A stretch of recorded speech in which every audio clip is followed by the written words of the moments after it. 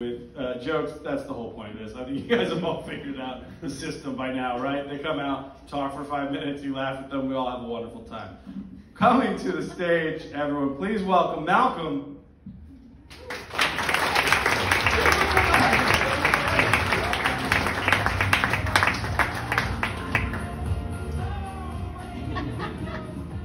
Hey everybody, how are you tonight?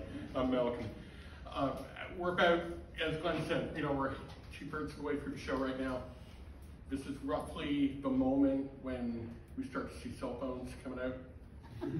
It's a bold move because, what people are talking about up here, right? But that thing is listening to us. It's listening to everything that happens to you. And if you've got that phone out right now, I'm telling you, those ads that you're going to see in Facebook tomorrow, they're not going to be for a Viking River cruise, let me tell you.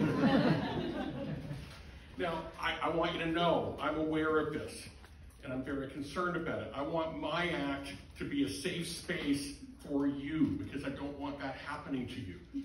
This is really important to me, so I'm telling you, I'm going to be really anal about this. I am not going to lube up this act with naughty words just to try and get a few laughs. No.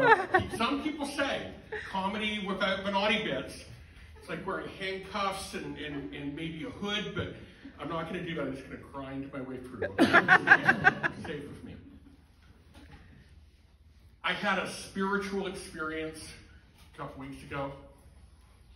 It's an expensive thing. The way it works is you pay a lot of money, and then you go and you are in a big, noisy room. There's a very cold, hard concrete floor. You sit there. There's no power for your devices, no Wi-Fi. And the emotions, they just come, the anger, the frustration, the fear, the denial, the bargaining. I thought I was just getting to the point of acceptance, and then the airline called my flight, so that was a pretty good lesson. I'm going to try that again in a couple weeks. I was going to my 40th high school reunion because it's ancient, right? And I got to tell you, it was wild. Some things stay the same over that period of time, some things don't. So it was the same bunch of us who ended up getting everybody up on the dance floor, right?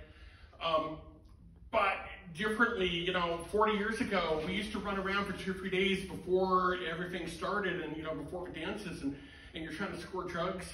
And then you take so many of them, but you're not sure you can walk into the dance, right? Is anybody noticing? You get real paranoid.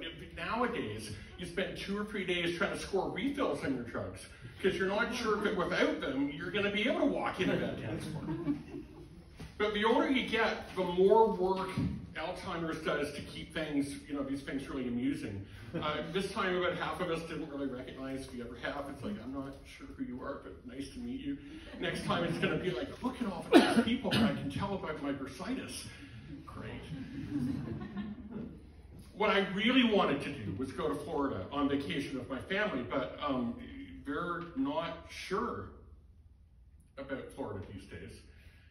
There's a language issue for sure. And it's not the Spanish thing. No, if you speak Spanish in Florida, you're great, right? There's a new dialect of English that they speak in Florida now. So I just say.